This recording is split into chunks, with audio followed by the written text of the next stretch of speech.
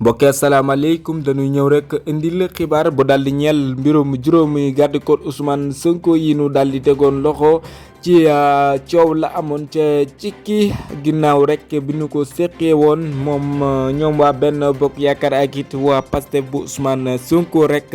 ñu daal di tegoon lu toll ci juróomi garde corps Ousmane Sonko ñoom nag jamono ji daal di nañ leen libéré jamono ji delluwaat nañ ca seeni kër dikki noonu rek Ousmane Sonko njiitu Pastef am na mbégte ci gisaat yi lay garde corps yi tamit amaat fulla gën a yokk seen li nga xamante ni moom lañ